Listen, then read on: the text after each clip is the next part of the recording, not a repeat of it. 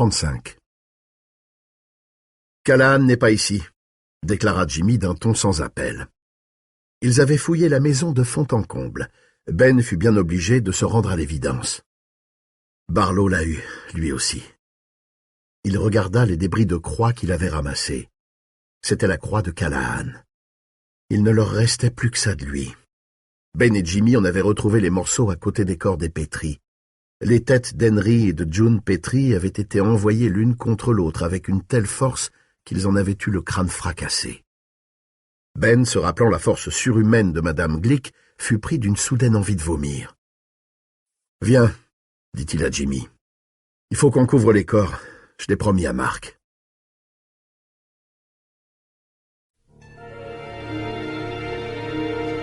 36. Ils enlevèrent la housse du canapé et l'étendirent sur les corps. Ben essaya de ne pas les regarder et de ne pas penser à ce qu'ils faisaient, mais c'était impossible. Quand ils eurent fini, Ben remarqua qu'une des mains de June Petrie, une main soignée, aux ongles vernis, dépassait de la housse en tissu imprimé à décor de bouquets printaniers. Il la repoussa de la pointe du pied en s'efforçant de résister à la nausée qui le gagnait. On distinguait parfaitement sous la housse la forme des corps. Il n'y avait pas moyen de s'y tromper. Il se souvint, en les regardant, des photos de la guerre du Vietnam où on voyait aussi des morts, tantôt écroulés sur le lieu du combat, tantôt portés dans d'affreux sacs de caoutchouc noir qui ressemblaient absurdement à des sacs de golf.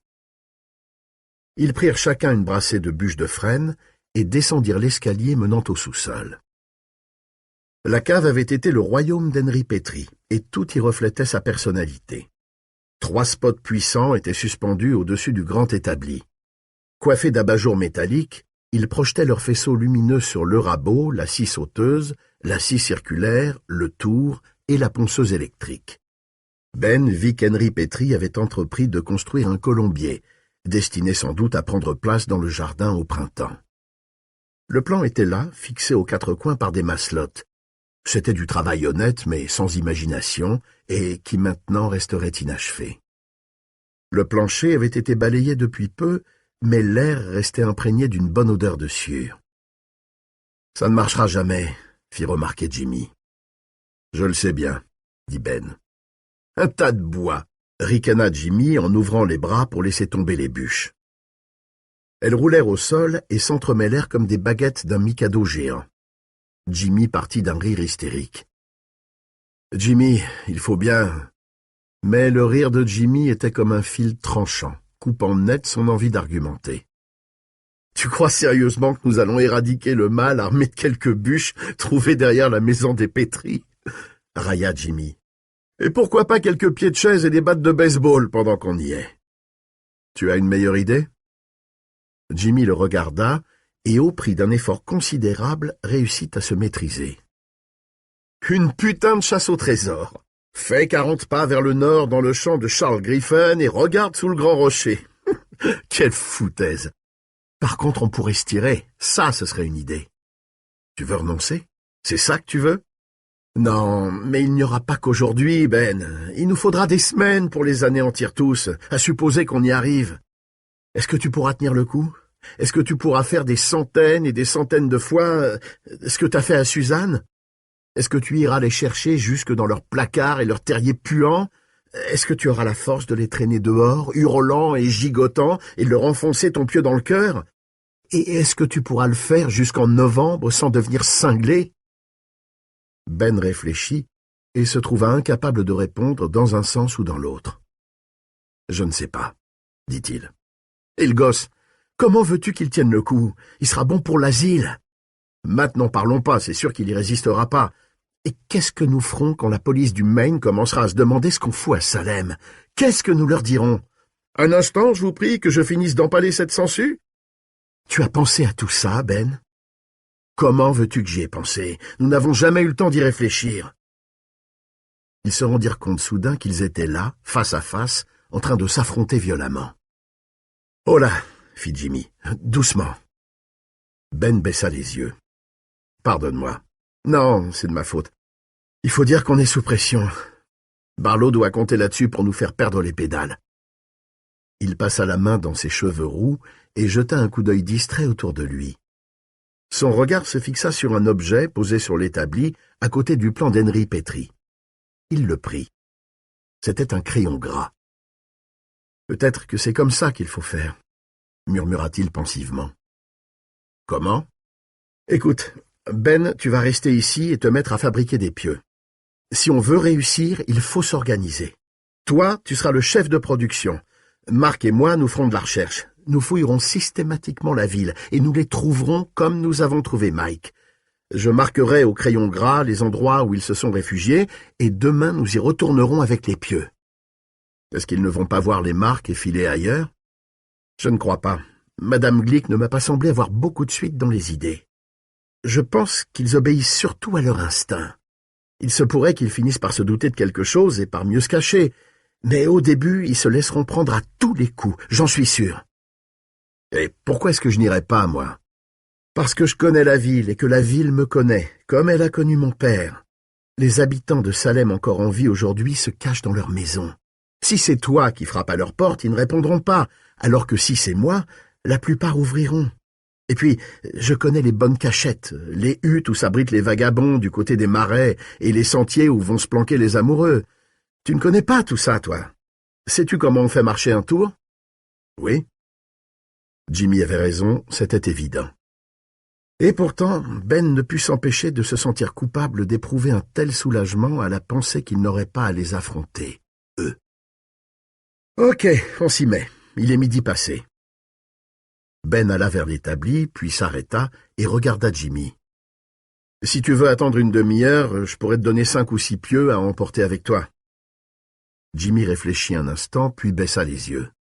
« Je pense que demain ce serait... D'accord, vas-y. Reviens ici vers 3 heures, ça ira.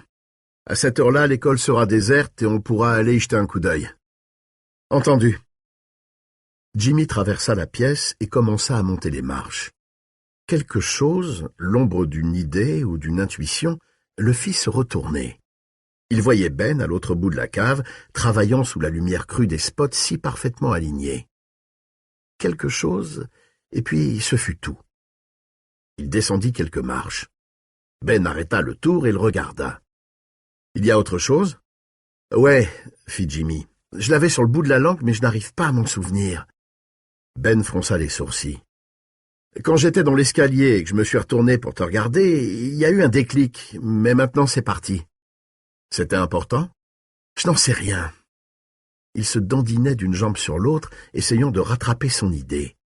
C'était la vue de Ben penché sur le tour sous les spots qu'il avait déclenchés, mais rien n'y fit. Plus il y pensait, et plus l'idée se dérobait. Il monta l'escalier et s'arrêta encore une fois. À la fois distante et familière, l'idée le poursuivait tout en refusant de se laisser apprivoiser. Il traversa la cuisine, sortit de la maison et se dirigea vers sa voiture. La pluie n'était plus qu'une bruine. 37. La voiture de Roy McDougall était garée près de sa caravane, dans le lotissement du Bend, et, à la voir là un jour de semaine, Jimmy se dit qu'il fallait s'attendre au pire. Marc et Jimmy descendirent de la buick. Jimmy, sa sacoche noire à la main, sonna. Voyant que la sonnette ne marchait pas, il frappa.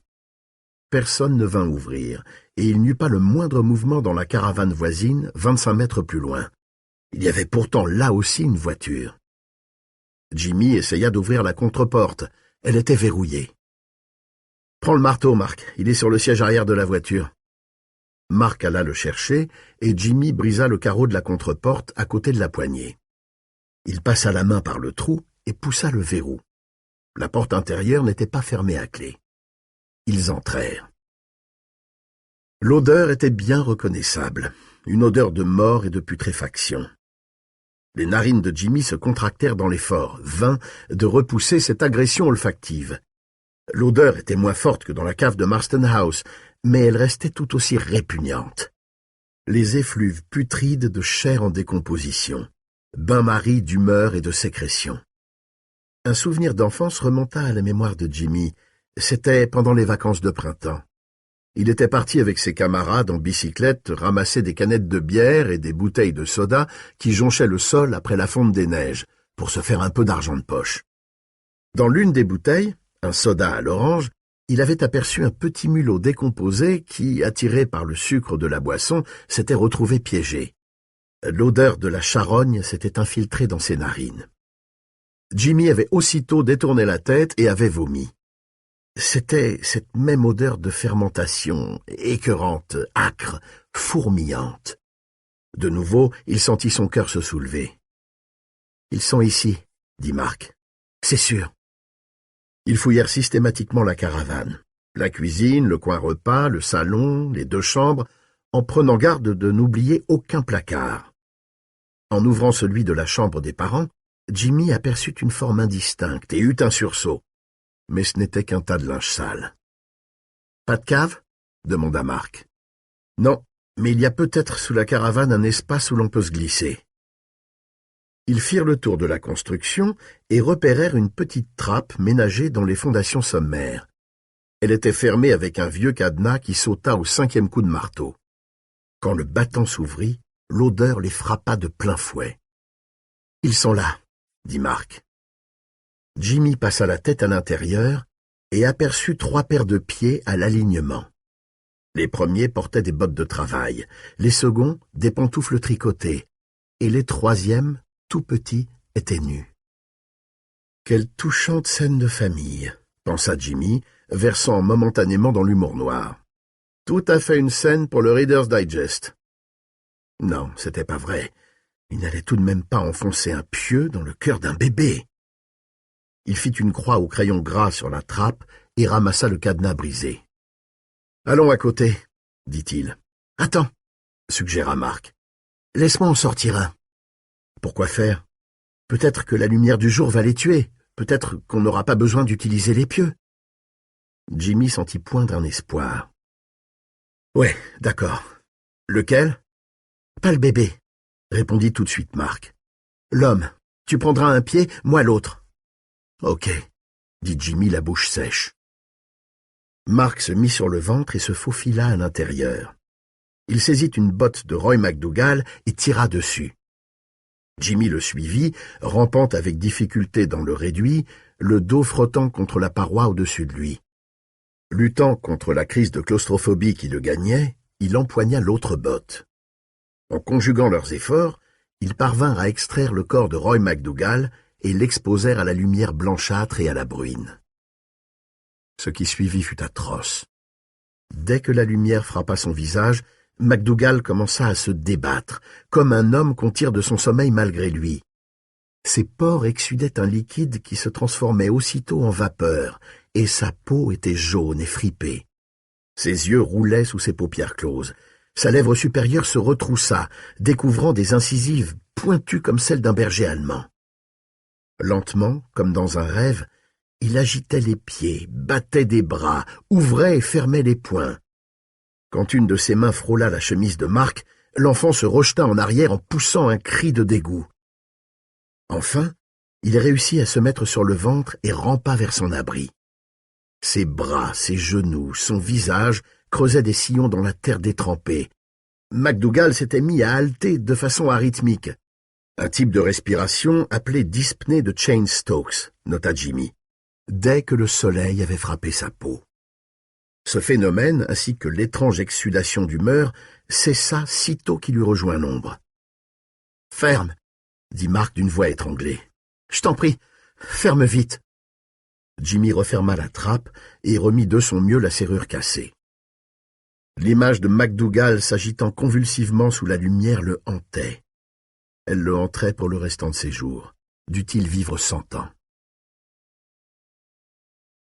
38. Il restait là sans bouger sous la pluie. « On va à côté ?» demanda Marc d'une voix tremblante. « Oui, logiquement, c'est à leurs voisins qu'ils ont dû s'attaquer d'abord. » Ils se dirigèrent vers l'autre caravane, et cette fois-ci, l'odeur de pourriture les saisit dès leur arrivée sur le perron. Ils lurent sous la sonnette le nom d'Evans. David Evans et sa famille. Jimmy les connaissait. Evans était mécanicien au garage du centre commercial de Gates Falls. Il l'avait soigné 2 ans auparavant pour un kyste ou quelque chose de ce genre. La sonnette fonctionnait, mais personne ne vint leur ouvrir. Ils trouvèrent Madame Evans étendue sur son lit. Dans la chambre d'enfants, les 2 petits étaient couchés dans leur lit superposés, habillés de pyjamas identiques décorés de Mickey et de Donald. Mark et Jimmy eurent plus de mal à retrouver Dave Evans. Il s'était caché dans un appentis inachevé au-dessus du garage. Jimmy fit une croix sur la porte de la caravane et sur celle du garage. « On est des as, dit-il. 2 sur 2. Tu veux bien m'attendre 1 minute ?» lui demanda Mark d'un air embarrassé. « Je voudrais bien me laver un peu. »« Bien sûr. Moi aussi, d'ailleurs.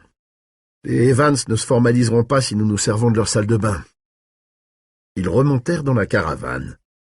Jimmy s'assit dans un fauteuil et ferma les yeux. Il entendit Mark ouvrir le robinet dans la salle d'eau. De terribles images ressurgirent. Il revit la table de Maury Green, le tremblement du drap recouvrant le corps de Marjorie Glick, la main écartant le tissu blanc et dessinant des arabesques diaboliques. Il ouvrit les yeux. Chez les Evans, c'était plus coquet, plus soigné que chez les McDougall. Il n'avait jamais rencontré Madame Evans, mais c'était visiblement une femme d'intérieur. De son siège, il apercevait dans un recoin, probablement baptisé buanderie dans la brochure publicitaire de Larry Crockett, des jouets soigneusement rangés. « Pourvu que ces pauvres gosses en aient bien profité », pensa-t-il. Il y avait un tricycle, plusieurs gros camions en plastique, une station-service, une voiture à chenilles, qu'est-ce qu'ils avaient dû se bagarrer pour celle-là, et une table de billard miniature. Son regard allait glisser sur autre chose quand le déclic se fit. De la craie bleue, une suspension de 3 lumières, des hommes allant et venant autour d'une feutrine verte, essuyant leurs doigts maculés de bleu avant de jouer. De la craie pour les queues de billard. « Marc !» cria-t-il en se dressant tout droit sur son fauteuil. « Marc !» Et Marc, sans avoir eu le temps de remettre sa chemise, arriva en courant. 39. Un ancien élève de maths, promotion 64, A en explication de texte, C en dissertation, était venu lui rendre visite vers 2h30.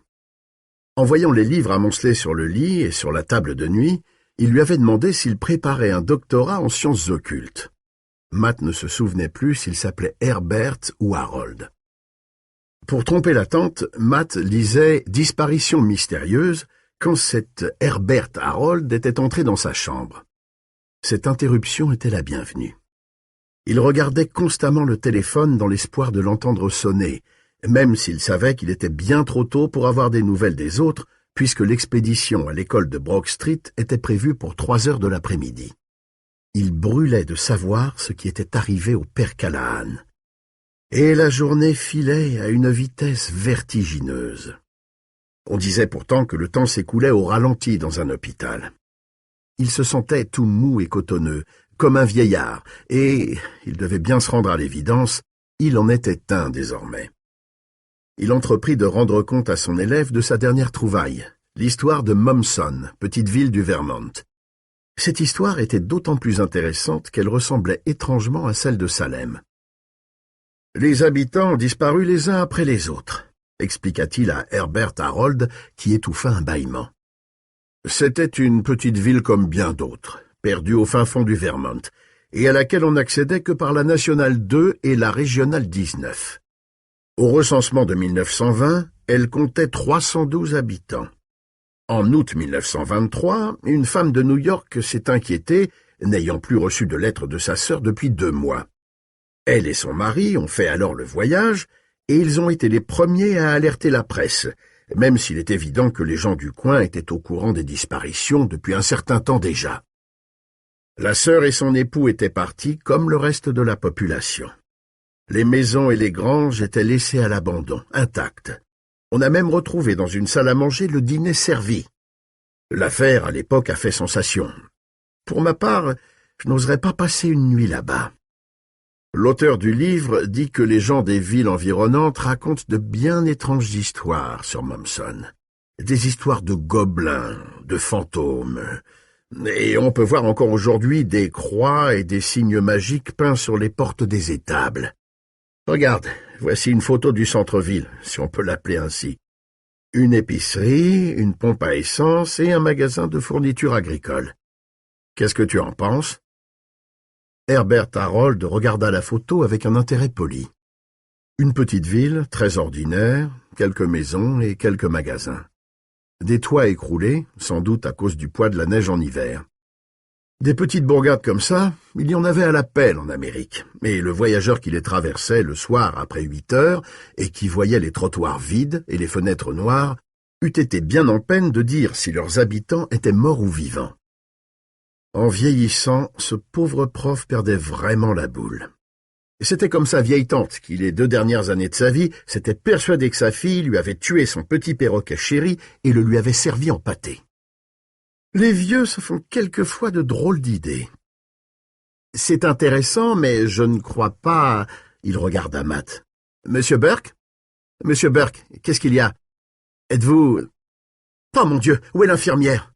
Mademoiselle! Hé, mademoiselle! Les yeux de Matt étaient devenus fixes. Sa main droite était crispée sur le drap et sa main gauche pressée sur sa poitrine. Son visage était livide et une veine saillait sur son front. Trop tôt, pensa-t-il. Non, c'est trop tôt. La douleur lui venait par vagues et l'enfonçait chaque fois un peu plus profondément dans les ténèbres. Il eut un dernier éclair de conscience. Attention à la dernière marche, le pas de la mort. Puis il sombra. Herbert Harold se précipita hors de la chambre, renversant sa chaise au passage et en voyant valser la pile de livres. Il se trouva nez à nez avec l'infirmière qui courait, elle aussi. « C'est Monsieur Burke !» lui dit Herbert Harold. Il tenait toujours le livre ouvert à la page de Mommsen. L'infirmière lui adressa un bref signe de tête et entra dans la chambre. Matt était renversé en arrière, la tête au bord du lit, les yeux fermés. « Est-ce que... » s'enquit timidement Herbert Harold. Il n'avait pas besoin d'en dire plus. « Je crois que oui, » répondit l'infirmière en appuyant sur le bouton d'appel de l'équipe de réanimation. « Monsieur, je suis obligé de vous demander de sortir. » Elle avait retrouvé son calme maintenant qu'elle avait fait le nécessaire, et se mit à songer au déjeuner qu'elle avait dû interrompre. 40. « Mais il n'y a pas de salle de billard à Salem, » dit Mark. « La salle la plus proche se trouve à Gates Falls. Tu crois qu'il irait jusque-là? » « Non, » répondit Jimmy. « Je suis même sûr du contraire. Mais il y a des gens qui ont un billard dans leur maison. »« Oui, je sais. »« Il y a autre chose, » soupira Jimmy, « mais je n'arrive pas à m'en souvenir. » Il s'appuya contre le dossier du fauteuil et mit ses mains devant ses yeux. Ce qui lui trottait dans la tête avait quelque chose à voir avec le plastique. Pourquoi le plastique? C'est fou tout ce qu'on fabriquait avec. Des jouets, des couverts pour pique-nique, des bâches pour recouvrir les bateaux l'hiver. Soudain, l'illumination. Il vit un billard recouvert d'un plastique et il entendit une voix. « Je devrais le vendre avant que le feutre ne moisisse. Ed Craig m'a dit que le feutre ça moisissait, mais il était à Ralph. » Il ouvrit les yeux. « Je sais où il est, » s'écria-t-il. « Je sais où se trouve Barlow. Il est dans la cave de la pension d'Eva Miller. » Il en avait la certitude, et rien ne l'en ferait démordre. Les yeux de Mark étincelaient. « On y va! Attends !» Il s'approcha du téléphone, trouva le numéro d'Eva et le composa en toute hâte. Le téléphone sonna, mais personne ne répondit. 10, 11, 12 fois, il raccrocha pris de frayeur. Eva avait au moins 10 pensionnaires, pour la plupart des vieux à la retraite. Il y avait toujours quelqu'un à la maison. Du moins, avant. Il regarda sa montre. Il était 3h15. Le temps filait. « Allons-y, » dit-il. « Et Ben ? » « Nous ne pouvons pas l'appeler, » répondit Jimmy d'un air sombre. « La ligne a été coupée chez toi. Si nous allons directement chez Eva et que nous n'y trouvons rien, il nous restera encore une bonne partie de l'après-midi. Et si Barlow y est, nous irons chercher Ben. Et à 3 contre 1, nous lui ferons son affaire. »« Je fonce mettre ma chemise, » avertit Mark en courant vers la salle de bain. 41. La Citroën de Ben était toujours dans le parking, à présent tapissée de feuilles mortes tombées des ormes d'alentour. Le vent avait repris, et le ciel était gris. Mais la pluie s'était arrêtée. L'enseigne Pension Eva Miller grinçait au vent. Un silence surnaturel planait sur la maison. Elle avait l'air de vous attendre, comme Marston House. À cette idée, un frisson parcourut Jimmy. Il se demanda si quelqu'un s'y était suicidé. Eva devait le savoir, mais il ne fallait plus compter sur elle pour le dire. « Pour lui, c'est le rêve », dit-il tout haut. « Il s'installe dans la pension du coin et s'y entoure de ses fidèles. Tu ne crois pas qu'on devrait aller chercher Ben ? Après, allons d'abord voir. » Ils descendirent de voiture et se dirigèrent vers l'auvent. Le vent s'engouffrait dans leurs vêtements et leur ébouriffait les cheveux. Les stores étaient baissés et la maison semblait ruminer des pensées sombres. « Tu sens l'odeur » demanda Jimmy. « Oui, plus que jamais. Tu vas pouvoir tenir le coup ?»« Oui, » fit Mark d'une voix ferme. « Et toi ? Il le faudra bien. » Ils montèrent les marches et Jimmy tourna le bouton de la porte. Elle était ouverte. Quand ils pénétrèrent dans la vaste cuisine, d'une propreté de clinique, l'odeur les frappa de plein fouet. C'était comme s'ils entraient dans une décharge à ciel ouvert, une puanteur sèche, âcre, comme fumée par les exhalaisons des années. Jimmy se souvint d'une conversation avec Eva, 4 ans plus tôt, quand il commençait à exercer. Eva était venue pour un check-up. Le père de Jimmy était son médecin depuis de nombreuses années, et quand Jimmy lui succéda et reprit son cabinet de consultation de Cumberland, elle était allée chez lui en toute confiance. Ils avaient parlé de Ralph, mort depuis 12 ans déjà. Elle lui avait dit que l'esprit de Ralph hantait toujours la maison, qu'elle découvrait encore des affaires à lui, au grenier ou au fond d'un tiroir. Il y avait aussi, bien sûr, son billard, qu'elle avait redescendu à la cave. Elle voulait s'en débarrasser car il occupait trop de place, mais c'était le billard de Ralph, et elle n'arrivait pas à se résoudre à passer une annonce dans le journal ou à la radio dans l'émission Tric-Trac-Troc.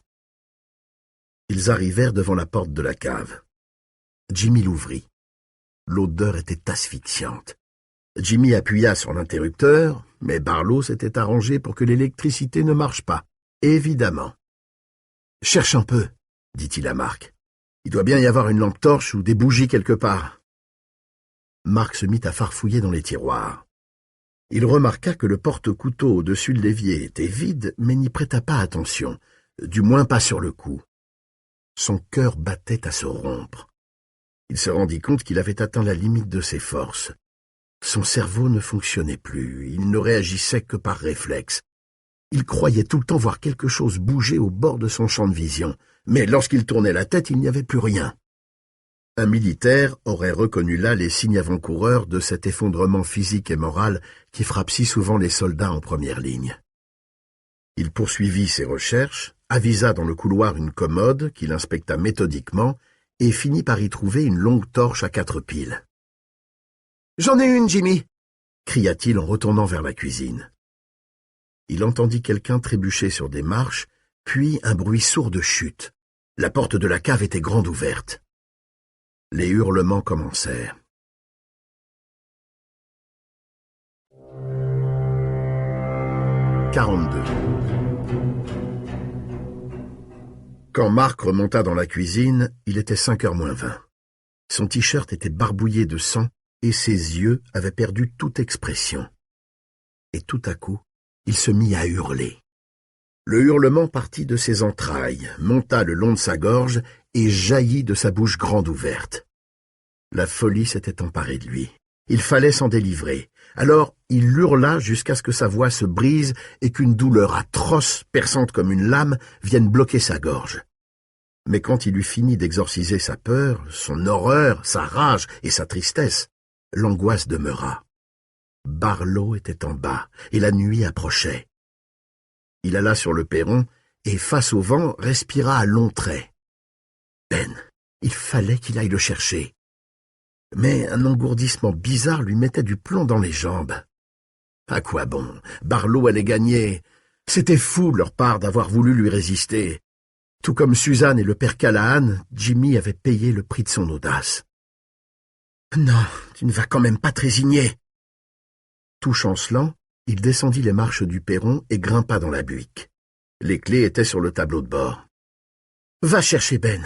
Il faut essayer encore une fois. » Ses jambes étaient trop courtes pour atteindre les pédales. Il avança le siège et tourna la clé de contact. Le moteur rugit. Il passa la première et appuya son pied sur l'accélérateur. La voiture fit un bond en avant et le klaxon se mit à corner. « Je ne peux pas la conduire !» Il crut entendre son père, avec son ton doctoral, lui faire un cours sur la conduite automobile. « Quand on est novice, il faut faire très attention, Marc. L'automobile est le seul mode de transport dont la conduite n'est pas soumise à une réglementation étatique. Par conséquent, tous les conducteurs sont des amateurs, et nombre d'entre eux sont dangereux. Il faut être très prudent. Tu dois enfoncer l'accélérateur avec précaution, comme s'il y avait un œuf sous la pédale. Quand tu conduis une voiture à transmission automatique, comme la nôtre, tu ne te sers jamais du pied gauche, seulement du pied droit. Une pédale pour freiner, l'autre pour accélérer. » Il retira son pied du frein. La voiture descendit lentement l'allée et sauta le trottoir. Il l'arrêta brutalement.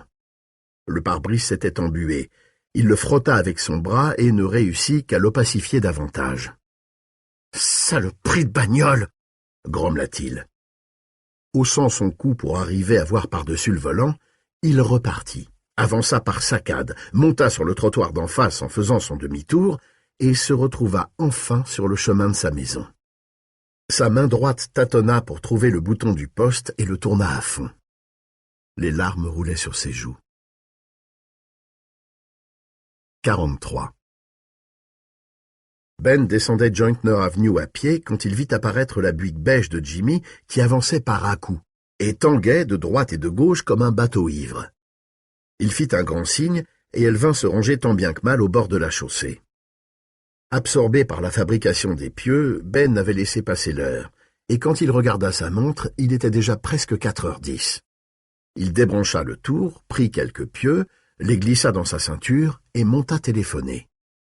Mais dès qu'il eut la main sur le récepteur, il se souvint que la ligne était coupée. Sérieusement inquiet, il courut vers les deux voitures. Pas de clé de contact. Il aurait pu retourner fouiller dans les poches d'Henry Petrie, mais rien que d'y penser, le courage lui manqua. Il prit donc le chemin de la ville au pas de course, en espérant voir arriver la Buick. Il s'apprêtait à se rendre directement à l'école de Brock Street quand elle fit son apparition. Il se précipita vers le siège du conducteur et découvrit Marc. L'enfant le regarda d'un air hébété. Ses lèvres remuèrent, mais aucun son n'en sortit. « Qu'est-ce qui se passe? Où est Jimmy? »« Jimmy est mort, » dit Marc d'une voix sans timbre. « Barlow nous a eus, encore une fois.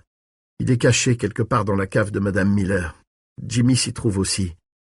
Je suis descendu pour l'aider et j'ai cru que je n'allais pas pouvoir en sortir. Mais finalement, j'ai trouvé une planche. J'ai grimpé dessus jusqu'aux marches du haut. Sinon, j'étais coincé jusqu'au coucher du soleil. Mais qu'est-ce qu'il y a eu? Pourquoi une planche? Que veux-tu dire? Jimmy a compris tout d'un coup d'où venait la craie bleue, tu vois. Pendant qu'on était en train de fouiller une maison du Bend, il a eu l'illumination. Craie bleue, billard. Il s'est souvenu qu'il y en avait un dans la cave de Madame Miller, celui de son mari. Il a téléphoné à la pension. Personne n'a répondu. Alors on y est allé. Il releva vers Ben un visage pâle et sans larmes. Il n'y avait pas d'électricité comme à Marston House et il m'a dit de chercher une torche électrique. Alors j'ai commencé à regarder un peu partout. J'ai bien remarqué qu'il n'y avait plus un seul couteau dans le porte-couteau au-dessus de l'évier, mais j'y ai pas prêté attention. Alors tu comprends, d'une certaine façon, c'est moi qui l'ai tué. Moi, oui, c'est de ma faute, tout est de ma faute. Demain... Ben le prit par les épaules et le secoua énergiquement. « Arrête, Marc, arrête !» Marc mit la main devant sa bouche comme pour faire barrage à ce flot de paroles hystériques et jeta un regard fiévreux sur Ben. Enfin, il réussit à se dominer et reprit. « J'ai finalement trouvé une torche dans la commode du couloir, et c'est à ce moment-là que Jimmy est tombé et s'est mis à hurler. Je serais tombé, moi aussi, s'il ne m'avait pas prévenu. La dernière chose qu'il m'a dite, c'est « Attention aux marches, Marc !» Qu'est-ce qu'elles avaient? Ils ont enlevé l'escalier, Barlow et les autres, dit Marc d'une voix sans timbre. Ils l'ont scié à partir de la 3e marche en laissant une partie de la rampe pour faire croire... Il secoua la tête. Dans le noir, Jimmy a pensé que toutes les marches étaient là, tu comprends? Oui, répondit Ben. Il avait compris et il en avait la nausée. Et les couteaux?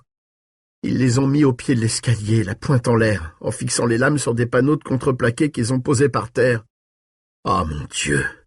Fit Ben horrifié. Il saisit Marc par les épaules.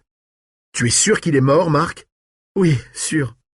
Il avait une demi-douzaine de couteaux dans le corps. Le sang! Ben regarda l'heure à son poignet. Toujours la course contre la montre. Qu'est-ce qu'on va faire maintenant? Demanda Marc d'un air absent. Nous allons retourner en ville. Nous téléphonerons à Matt et à Parkins Gillespie et nous finirons avec Barlow avant la nuit. Il le faut absolument. Marc eut un petit sourire désabusé. Jimmy a dit la même chose. Il a prétendu que nous allions lui faire son affaire. Mais Barlow nous battra toujours. Je parie qu'il y en a de plus forts que nous qui ont déjà essayé. Ben regarda l'enfant et chercha ce qu'il pourrait lui dire de blessant pour le sortir de son apathie. « On dirait que tu as peur. »« C'est vrai, j'ai peur, » dit Marc sans se vexer. « Pas toi ?»« Si, mais je suis aussi en rage.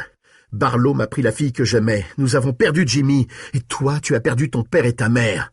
Ils sont étendus par terre dans ton salon, sous la housse du canapé. » Il se força à être méchant. « Tu veux peut-être retourner là-bas pour les voir ?» Marc chancela sous le coup. L'horreur et la douleur se peignirent sur son visage. « J'ai besoin que tu sois avec moi, » lui assura Ben plus doucement. La torture mentale qu'il venait d'exercer sur Marc l'écœurait. Il se faisait l'effet d'un entraîneur de rugby avant le grand match. « Je m'en fous si d'autres ont déjà essayé de l'arrêter et n'ont pas réussi. Je veux tenter ma chance et je veux que tu sois avec moi. J'ai besoin de toi. » Et c'était vrai. La vérité, c'était ça. « Ok, » fit Marc sans le regarder, en croisant et décroisant les doigts. « Il faut t'accrocher, » insista Ben. Marc lui lança un regard désespéré. « C'est bien ce que j'essaie de faire. » 44. Ben repéra dans le prolongement de Jointner Avenue une station-service ouverte et s'y arrêta. Le propriétaire, Sonny James, qui avait affiché dans sa vitrine, derrière une pyramide de bidons d'huile, un énorme poster en couleur du chanteur folk du même nom, vint lui-même les servir. C'était un petit homme à l'allure de gnome. Il avait le dessus du crâne entièrement chauve, mais sur le pourtour, une couronne de cheveux tondus laissait apparaître une peau toute rose. « Bonjour, monsieur Mears, comment ça va? Où est votre Citroën? »« Elle est mal en point. »« Où est Pete? » Pete Cook était employé à mi-temps au garage. Il habitait Salem. Sonny n'y habitait pas. « Je l'ai pas vu de la journée, mais qu'est-ce que ça fait? De toute façon, il y a personne à servir. La ville est sacrément morte. » Ben fut secoué intérieurement par un rire hystérique qu'il eut toutes les peines du monde à contenir. « Faites-moi le plein, s'il vous plaît. Je peux téléphoner? »« Bien sûr. Et toi, fiston, pas d'école aujourd'hui? »« C'est ma journée d'activité libre, » répondit Marc. « Vous étonnez pas si j'ai du sang sur mon t-shirt, je viens de saigner du nez. »« Et drôlement, à ce que je vois. Mon frangin saignait du nez tout le temps. Ça signifie qu'on fait de la tension. Faut pas plaisanter avec ça, mon petit. » Il se dirigea vers l'arrière de la buick et dévissa le bouchon du réservoir d'essence. Ben entra dans le bureau, repéra le téléphone à côté de l'éventaire de cartes routières et composa le numéro de l'hôpital. « Hôpital de Cumberland, quel service désirez-vous? »« Je voudrais parler à monsieur Burke, s'il vous plaît. Chambre 402. » Il y eut un silence anormal au bout du fil, et Ben était sur le point de demander si on avait changé Matt de chambre quand la voix reprit. « C'est de la part de qui, s'il vous plaît? »« Benjamin Mears. » L'idée que Matt était mort envahit soudain sa conscience comme un nuage noir obscurcissant le ciel. Non, ce n'était pas possible. Ce serait vraiment trop à la fois. « Il va bien, dites? »« Vous êtes un parent? »« Non, je suis un ami. Il n'est pas un... »« Monsieur Burke est décédé cet après-midi à 3h07, monsieur Mears. Si vous voulez attendre un instant, je vais voir si le docteur Cody est là.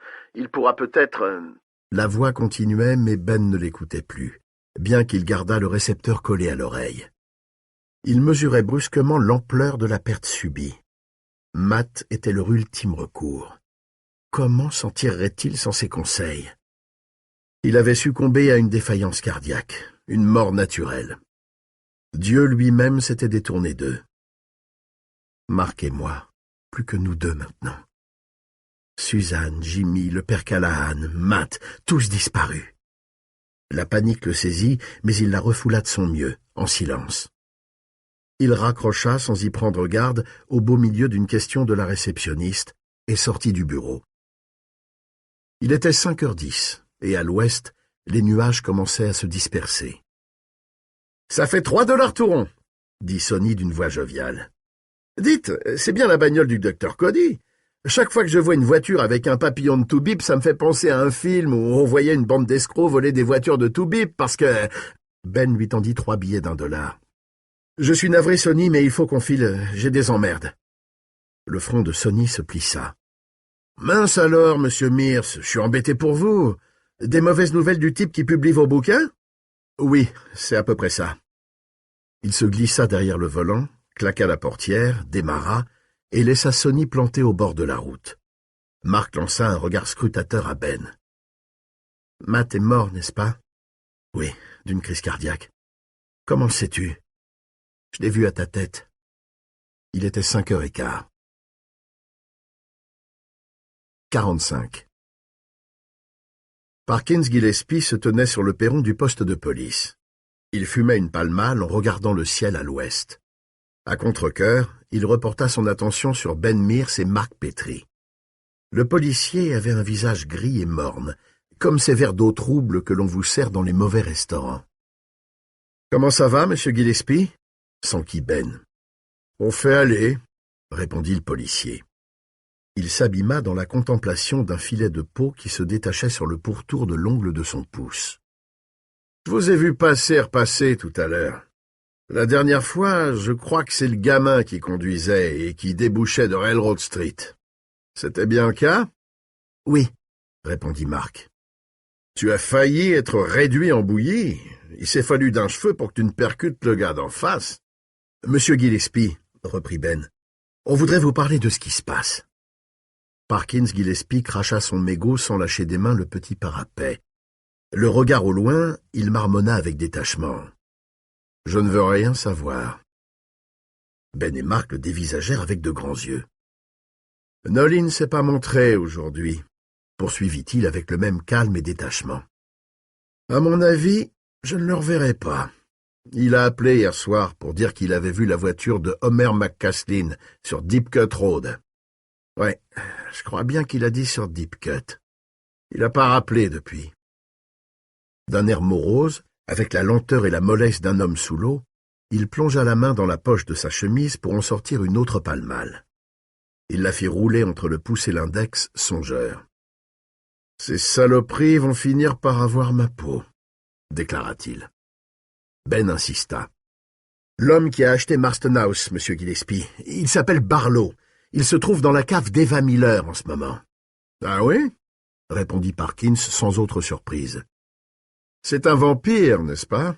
Comme dans ces BD des années 50. » Ben resta silencieux.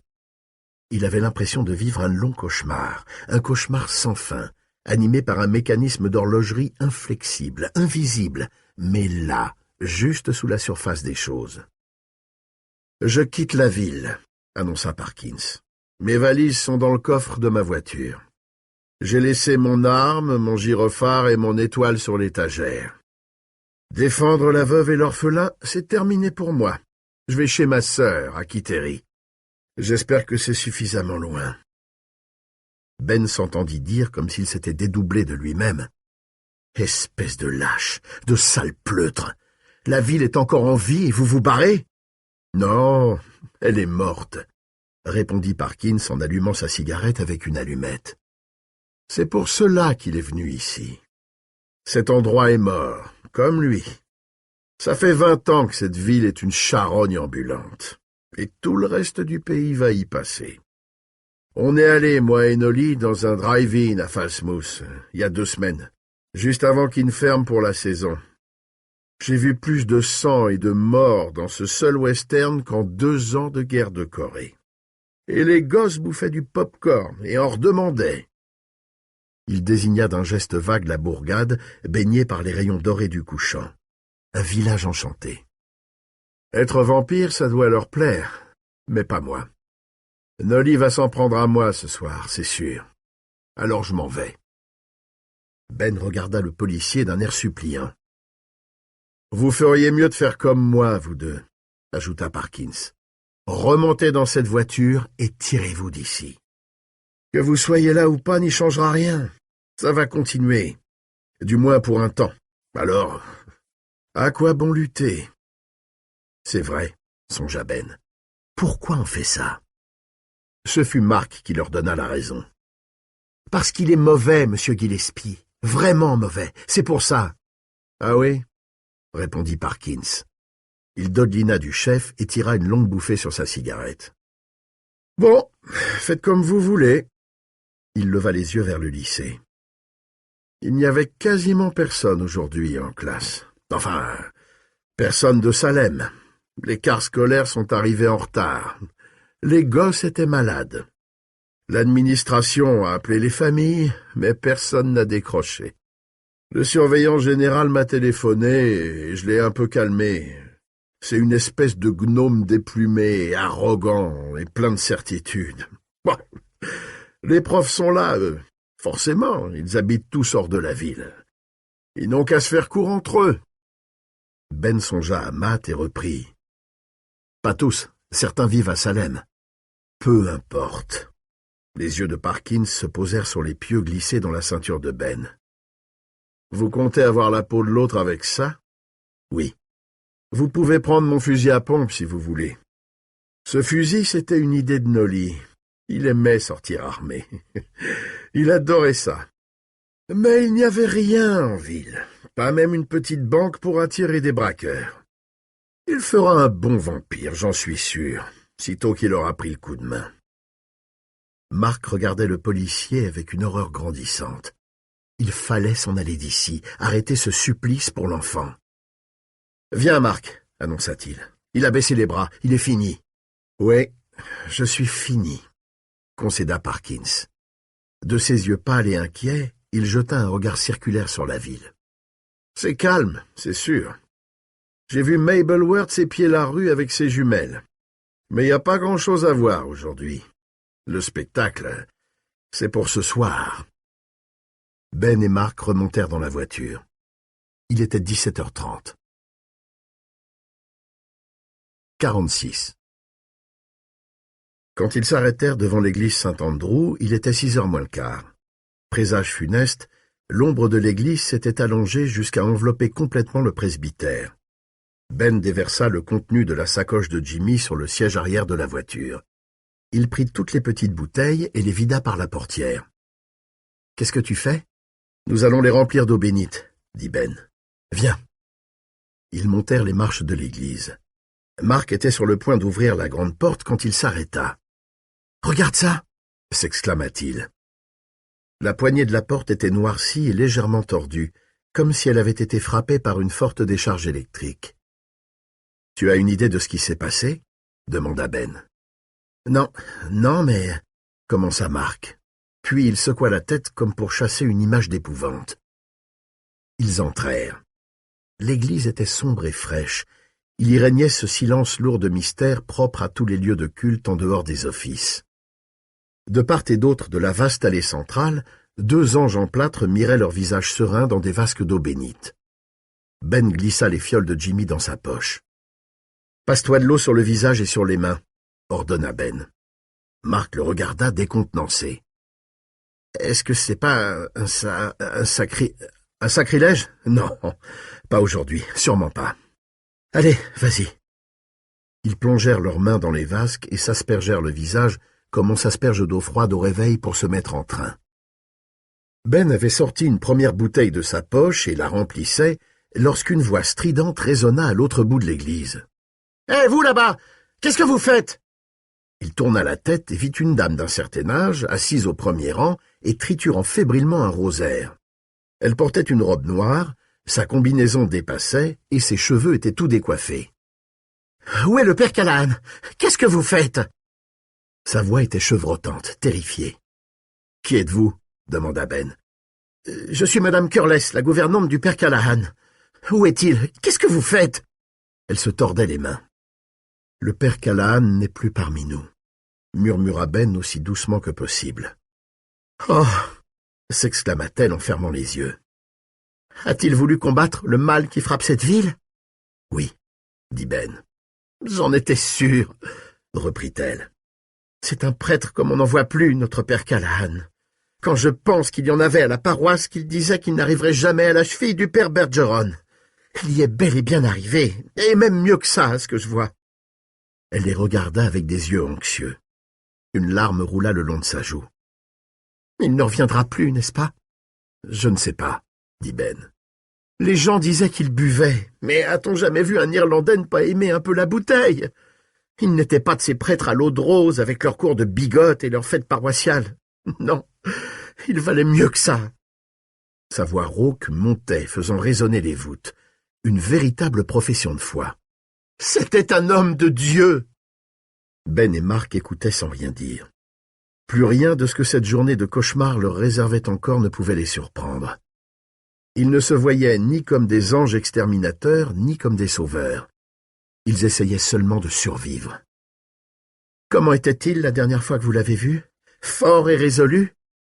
Les yeux de Rhoda Curless étaient maintenant pleins de larmes, mais son regard restait d'acier. « Oui, » dit Marc, se souvenant du père Callahan brandissant sa croix dans la cuisine de sa mère. « Et vous poursuivez à présent son combat ? » « Oui, » dit à nouveau Marc. « Alors ne tardez pas, » dit-elle sèchement. « Qu'attendez-vous » Et elle s'éloigna dans l'allée, vêtue de sa robe noire, pleureuse solitaire à des funérailles qui ne seraient jamais célébrées. 47. Ils se retrouvèrent enfin chez Eva. 18h10, c'était vraiment la dernière limite. Le soleil n'allait pas tarder à disparaître. On apercevait encore, juste au-dessus des pins, son disque rouge sang, barré de nuages déchiquetés. Ben gara la Buick dans le parking et jeta un coup d'œil vers la fenêtre de sa chambre. Le store n'était pas baissé. Il aperçut sa machine à écrire en sentinelle et, à côté d'elle, son manuscrit sur lequel était posé le presse-papier au paysage de neige. Se pouvait-il que tout soit resté comme il l'avait laissé, alors que leur vie était emportée dans un tel tourbillon ? Son regard contempla l'auvent.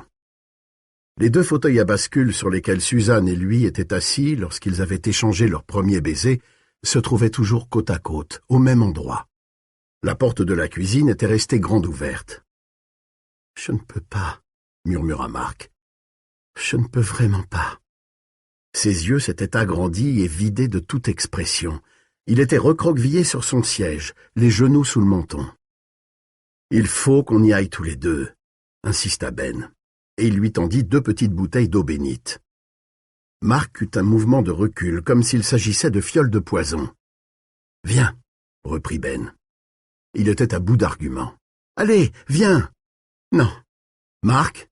Non. »« Marc, j'ai besoin de toi, je n'ai plus que toi. J'ai fait tout ce que j'ai pu, je ne peux pas faire plus.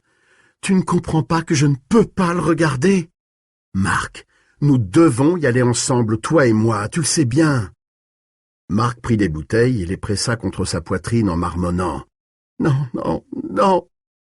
Puis il regarda Ben et fit un petit hochement de tête. « D'accord, » souffla-t-il d'une voix blanche. « Où est le marteau ?» demanda Ben en sortant de la voiture. « Jimmy l'a pris pour descendre. »« Ah, bon. » Ils montèrent les marches du perron. Le vent avait repris et le soleil couchant incendiait le ciel. Dans la cuisine régnait une odeur lourde et moite, une odeur de mort. La porte de la cave était toujours grande ouverte, elle aussi. « J'ai peur, » dit Marc en frissonnant. « Tu peux. Où est la torche ?»« À la cave.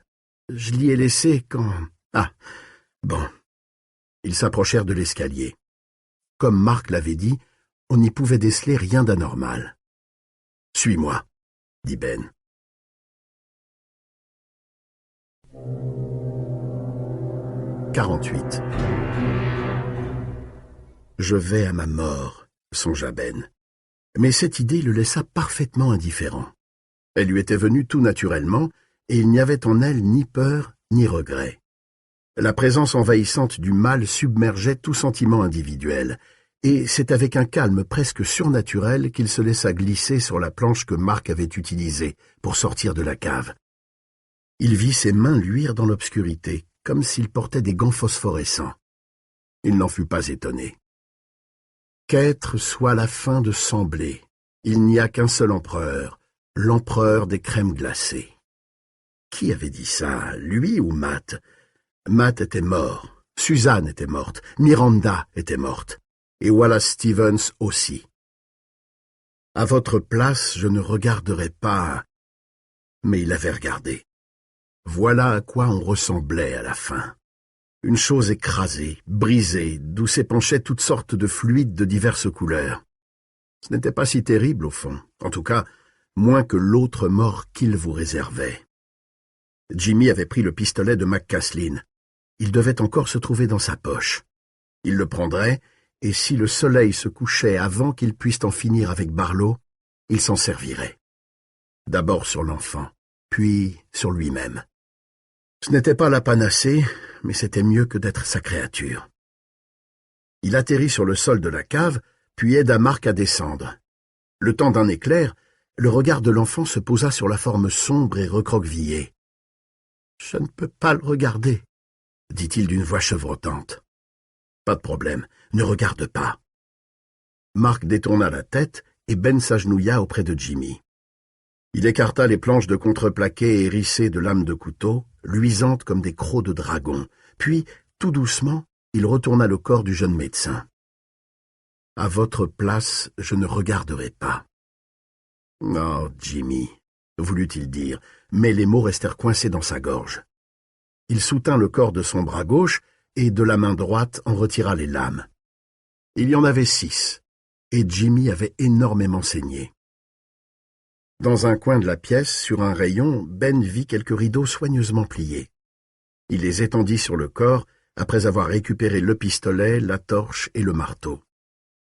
Il se releva et essaya la torche. Le plexiglas qui protégeait l'ampoule était fendu, mais la lampe fonctionnait encore. Il promena le faisceau lumineux dans la cave. Rien autour du billard, ni dessus, ni dessous. Du côté de la chaudière, rien non plus. Qu'y avait-il d'autre? Des étagères remplies de pots de confiture et de bocaux de conserve, et un tableau sur lequel étaient accrochés des outils. Les marches enlevées étaient empilées au fond de la pièce afin qu'on ne les voie pas de la cuisine. On eût dit une échelle menant vers nulle part. « Où est-il » marmonna Ben. Il jeta un coup d'œil à sa montre et vit qu'il était 18h23. Le soleil se couchait à quelle heure? Un peu avant 19h. 18h55, croyait-il se souvenir. Cela ne leur laissait plus qu'une demi-heure. « Où est-il » cria-t-il d'une voix angoissée. « Je sens qu'il est là. Mais où ?»« Là !» s'écria Mark en montrant quelque chose du doigt. « Qu'est-ce que c'est que ça ?» Ben amena le rayon de la torche dans la direction que lui indiquait l'enfant. C'était un vieux vaisselier. « Ce n'est pas assez grand, » constata-t-il, « et c'est contre le mur. Regardons derrière. » Ils s'approchèrent du meuble et chacun le prit par un bout. Ben sentit l'espoir renaître. L'odeur avait ici une densité, une force qu'elle n'avait nulle part ailleurs. Il jeta un coup d'œil vers la cuisine. La lumière baissait sérieusement, et elle était moins dorée qu'avant. « Il est trop lourd pour moi !» dit Mark en haletant. « Ça ne fait rien !» répondit Ben. « Nous allons le renverser. Cherche la meilleure prise. » Mark s'arc-bouta contre le meuble, l'épaule collée contre le flanc. « Allons-y !» dit-il d'une voix déterminée. Ils rassemblèrent leurs forces et pesèrent de tout leur poids sur le vaisselier qui finit par basculer dans un fracas de porcelaine brisée. La vaisselle de mariage d'Eva, probablement. « J'en étais sûr !» s'exclama Mark, triomphant. Il y avait dans le mur, à l'emplacement du meuble, une porte basse fermée par un cadenas Yale tout neuf. Ben donna 2 grands coups de marteau sur la fermeture, sans résultat. « Nom de Dieu !»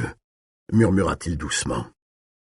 C'était trop bête à la fin de se voir mis en échec par un cadenas à $5. Non, il rongerait plutôt le bois de la porte avec ses dents. Il promena le faisceau de la torche autour de lui et avisa le tableau à outils à droite de l'escalier. Il y vit une hache dont la lame était protégée par un étui en caoutchouc. Il courut l'arracher du tableau et dénuda la lame. Puis il sortit une des petites fioles de sa poche, mais elle lui glissa des mains. L'eau bénite se répandit par terre et devint aussitôt lumineuse. Il prit une autre bouteille, en dévissa le capuchon et en versa le contenu sur la lame de la hache qui se mit à scintiller d'une lueur féerique. Quand il saisit le manche, il eut le sentiment que l'outil était à sa mesure, fait expressément pour lui, qu'il s'était opéré une sorte de fusion entre ses doigts et l'outil, et qu'il avait trouvé d'instinct la prise qui lui donnerait le maximum de puissance. Il contempla la lame, puis, mu par une impulsion étrange, la porta à son front. Alors, comme par miracle, toutes ses craintes s'évanouirent, et il sut que ce qu'il faisait était juste. Pour la première fois depuis des semaines, il eut la sensation de sortir des brumes. Tout devenait clair, lumineux. Pour la première fois depuis ces 2 dernières semaines, Ben n'avait plus l'impression d'errer dans les brumes du doute et de l'incertitude, d'avoir pour allié une entité trop inconsistante pour résister au coup. Une force nouvelle vibrait dans ses bras, comme de l'électricité. La lame brillait de plus en plus. « Vas-y !» supplia Marc. « Vite, je t'en prie !» Il écarta les jambes, prit son élan et lança la hache en avant. La lame, en s'abattant, traça un arc éblouissant et s'enfonça dans le bois jusqu'au manche avec un bruit sourd. Des échardes volèrent. Le bois grinça quand il en arracha la hache. Il l'abattit encore, encore. Ses muscles coordonnaient leurs efforts pour arriver à une précision et à une efficacité jamais atteintes auparavant. Les échardes volaient comme de la mitraille de shrapnel. Au 5e coup, la lame s'enfonça dans le vide, et Ben agrandit le trou avec une hâte frénétique. Marc l'observait stupéfait. La luminosité de la lame avait gagné de proche en proche le manche de la hache, puis le bras de Ben. Ils étaient pris dans une colonne de lumière. Les muscles de son cou saillaient sous l'effort. Un œil était fermé pour mieux viser, et l'autre fixait rageusement la cible. Sa chemise s'était déchirée, laissant voir les muscles de son dos tendus comme des cordes. Ben était comme un homme habité, possédé. Et cette possession, comprit Marc, sans raisonnement logique mais simplement dans sa chair, n'avait rien à voir avec le bien de l'Église. Le bien était plus élémentaire, plus brut. C'était un minerai, des pierres que la terre expulsait par spasmes, grossières, informes. Ce n'était pas du diamant poli, c'était de la force primitive, de l'énergie, celle-là même qui animait les rouages de l'univers. Ce n'était tout de même pas la porte du cellier d'Eva Miller qui lui résisterait. La hache se mit à voltiger à une vitesse vertigineuse. On ne la voyait plus. C'était un éclair, un arc-en-ciel, qui prenait naissance au-dessus de l'épaule de Ben pour s'achever dans les débris de la porte déchiquetée. Il asséna le coup final, puis jeta la hache et regarda ses mains. Elles rayonnaient. Il les tendit vers Marc qui se mit à trembler. « Je t'aime », dit-il. Leurs mains s'étreignirent. 49. Le cellier avait la taille d'une cellule de moine et n'abritait que quelques bouteilles poussiéreuses, 2 ou 3 caisses de faible dimension, un vieux cajot plein de pommes de terre germées et les corps. Au fond, le cercueil de Barlow dressé contre le mur comme un sarcophage égyptien, avec ses armoiries qui luisaient dans le halo phosphorescent, comme un feu de Saint-Elme. Devant, telle une allée d'honneur, s'alignaient les dépouilles de ceux avec qui Ben avait vécu et partagé le pain. Eva Miller et, à ses côtés, Weasel Craig, Mabe Mullican, le pensionnaire de la chambre du premier, au bout du couloir, John Snow, le malheureux invalide qui vivait à la charge de la commune et arrivait à peine à descendre pour le petit déjeuner tant il souffrait d'arthrite. Enfin, Vinnie Upshaw et Grover Verrill. Ben et Marc les enjambèrent et s'approchèrent du cercueil. Ben regarda l'heure. Il était 18h40. « On va le sortir d'ici, » décida-t-il, « et le mettre près de Jimmy. »« Ça doit peser 1 tonne, » dit Marc. « On y arrivera. » Ben hésita, puis saisit l'angle supérieur droit du cercueil. Le blason brillait dans la pénombre tel un œil implacable. Le bois était déplaisant au toucher, trop lisse, comme pétrifié par le temps. Aucune veine, aucun relief pour y accrocher les doigts, et pourtant, il parvint à le faire bouger, d'une seule main. D'une petite pression de la paume, il fit basculer le cercueil vers lui et le descendit progressivement, réussissant à le soutenir d'un seul bras, comme si un système de contrepoids invisible portait pour lui toute la masse. Un choc sourd se fit entendre à l'intérieur. « Prends l'autre bout !» Marc parvint, à son grand étonnement, à soulever l'extrémité du cercueil sans difficulté. « Je crois que j'aurais pu le faire avec un seul doigt !» s'exclama-t-il, le visage rayonnant. « Oui, c'est bien possible. La Providence semble enfin être avec nous. Seulement il faut faire vite. » Ils commencèrent à sortir le cercueil, mais il se coinça dans l'embrasure de la porte. Marc, tête baissée, le poussa en avant, le bois gémit et le cercueil passa de l'autre côté. Ils le déposèrent près du corps de Jimmy, recouvert des rideaux d'Eva Miller. « Le voilà, Jimmy » articula Ben. « Voilà ce salaud. Vas-y, Marc, pose-le. » Ben consulta de nouveau sa montre. 18h45. La lumière qui leur parvenait encore par la porte de la cuisine avait une couleur de cendre. « Maintenant ?» demanda Marc. Ils se regardèrent par-dessus le cercueil. « Oui, maintenant. » Marc rejoignit Ben. Ils se penchèrent sur les serrures. Sitôt touchées, elles s'ouvrirent d'elles-mêmes avec un bruit sec. Ils soulevèrent le couvercle. Barlow était là, devant eux, ses yeux brûlants fixés sur le plafond. Il était redevenu jeune. Sa chevelure noire, brillante et vigoureuse, se répandait sur l'oreiller de satin. Son teint était frais, ses joues vermeilles. Ses dents au ton d'ivoire se recourbaient sur ses lèvres charnues. « Attention, il... » commença Marc. Mais il ne put terminer sa phrase. Les prunelles rouges de Barlow s'étaient soudain mises à bouger, emplies d'une joie hideuse. Elles se vrillèrent aussitôt dans celles de Marc, et le garçon fut happé par ce regard. Ses yeux, dans l'instant, se firent pâles et amorphes. « Ne le regarde pas !» cria Ben. Mais il était trop tard. Il repoussa Marc brutalement. L'enfant émit un gémissement et, subitement, s'attaqua à Ben, qui, pris par surprise, tomba à la renverse. Déjà, les mains de l'enfant plongeaient dans ses poches à la recherche du pistolet d'Homer McCaslin.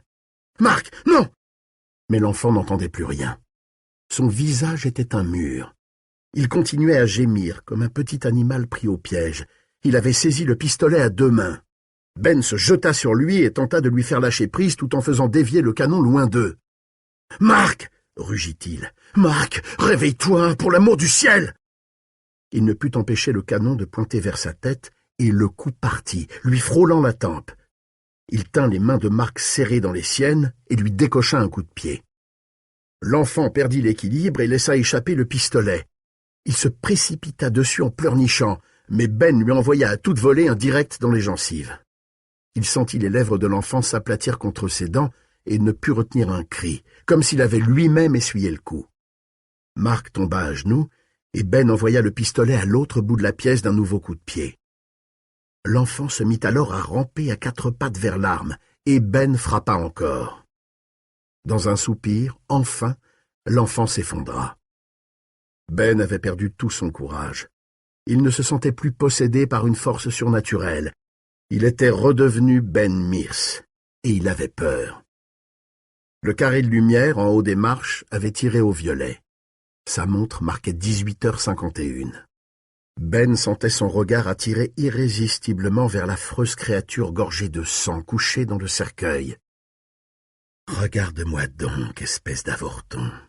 Regarde Barlow qui a traversé le monde et les siècles tandis que tu égrenais les heures de ta misérable petite vie en lisant un livre au coin du feu. Regarde la grande créature de la nuit que tu t'imaginais pouvoir immoler à l'aide d'un vulgaire bout de bois. Regarde-moi, écrivaillon. Moi, j'écris mes histoires dans la chair même des vies humaines, et mon encre est le sang. Regarde-moi, et pleure ton infortune. » « Jimmy, je ne peux pas, » bredouilla Ben en pensée. « Il est trop tard. Je n'ai pas la force de lui résister. Regarde-moi !» Il était maintenant 18h53. Marc se mit à gémir. « Maman, maman, où es-tu?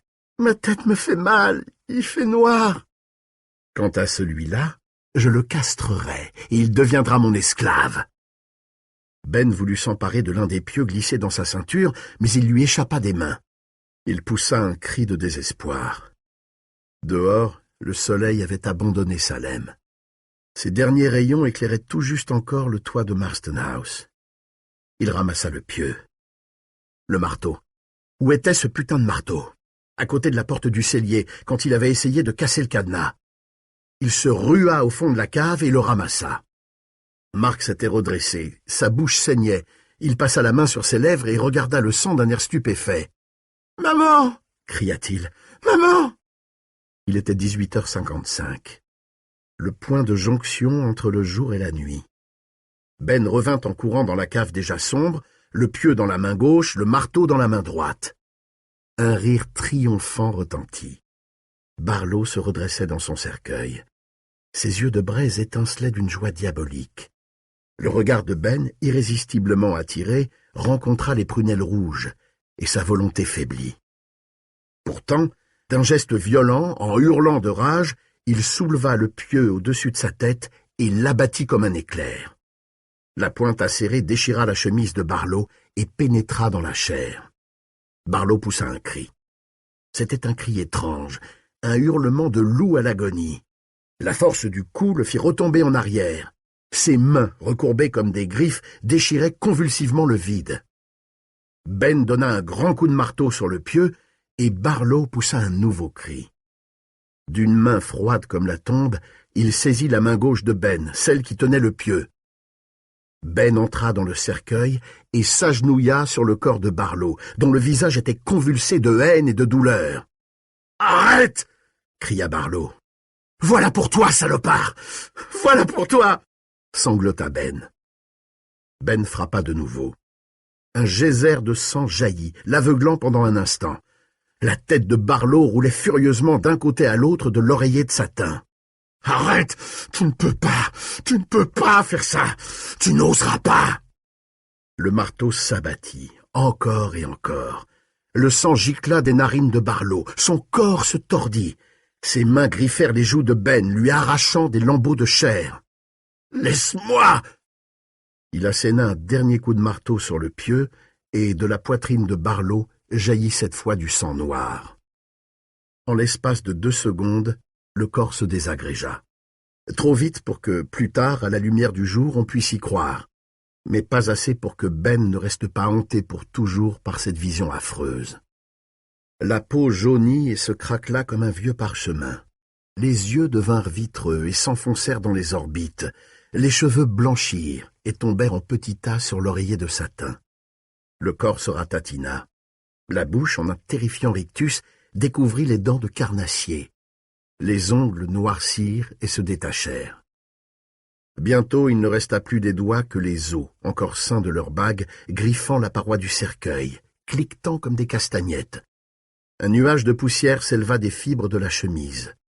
La tête chauve et ridée ne fut plus qu'un crâne. Le pantalon s'affaissa, plus rien ne lui donnant forme, laissant apparaître les fémurs comme 2 manches à balai sous le satin noir. Ben poussa un cri et bondit hors du cercueil. Mais il ne pouvait détacher les yeux de Barlow, de son ultime métamorphose. C'était un spectacle hypnotique. Le crâne, dépourvu de chair, tressautait de droite à gauche sur l'oreiller de soie. Les maxillaires à nu s'ouvraient, béants, pour pousser un hurlement inaudible par faute de cordes vocales. Les phalanges squelettiques dansaient dans la pénombre, comme des marionnettes, n'attrapant que du vide. À chaque étape de cette horrible décomposition avait correspondu une odeur particulière. D'abord une infecte puanteur de charogne, ensuite une odeur de moisi, enfin une odeur âcre de poussière. Et puis, plus rien. Les osselets des doigts s'agitèrent en un dernier spasme, puis s'écaillèrent et tombèrent en poudre. Les fosses nasales s'élargirent jusqu'à rejoindre la cavité orale. Les orbites s'agrandirent, donnant au crâne une expression de surprise et d'horreur, puis fusionnèrent. Il n'y eut plus à la place de la tête que des fragments d'os, comme les morceaux d'un vase brisé, et à la place du corps que quelques vêtements chiffonnés, comme un tas de linge sale. Pourtant l'esprit de Barlow ne s'avouait pas vaincu. La poussière au fond du cercueil se soulevait encore en petits nuages qui virevoltaient diaboliquement. Soudain, Ben sentit passer un vent de tempête et fut saisi d'un grand frisson. Au même moment, toutes les vitres de la pension explosèrent. « Attention, Ben !» hurla Mark. « Attention !» Ben se retourna brusquement et les vit sortir du cellier. Eva, Weasel, Mabe, Grover et les autres. Leur heure avait sonné. Mark hurlait sans pouvoir s'arrêter. Ben le prit par les épaules et le secoua. « L'eau bénite !» cria-t-il. « Ils ne peuvent pas nous toucher !» Les hurlements d'angoisse de Mark se transformèrent en gémissements plaintifs. « Grimpe dans la cuisine !» dit Ben. « Vas-y !» Il dut mettre l'enfant sur la planche et le pousser. Quand il le vit hors de danger, il se retourna et fit face aux morts-vivants. Ils étaient là, en ligne, à 5 ou 6 mètres de lui, et leurs regards exprimaient une haine qui n'avait rien d'humain. « Vous avez tué le maître !» prononça Eva d'une voix dont les accents semblaient bien être ceux du chagrin. « Comment avez-vous pu faire ça ?»« Je reviendrai, » lui lança-t-il, « et ce sera pour m'occuper de vous tous. » Puis il grimpa à son tour sur la planche. Le bois plia sous son poids, mais ne céda pas. Arrivé au seuil de la cuisine, il jeta un dernier coup d'œil en arrière et les vit rassemblés autour du cercueil qu'il contemplait en silence. Un peu comme les gens qui étaient venus regarder le corps de Miranda après son accident.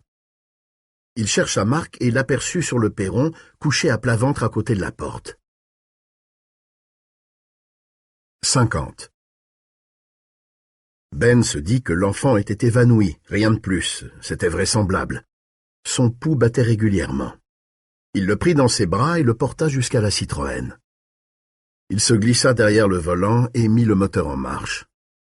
Au moment de s'engager sur Railroad Street, il réprima un cri. Les morts-vivants étaient là, dans les rues. À la fois brûlant de fièvre et grelottant de froid, la tête près d'éclater, il tourna à gauche sur Jointner Avenue et quitta Salem.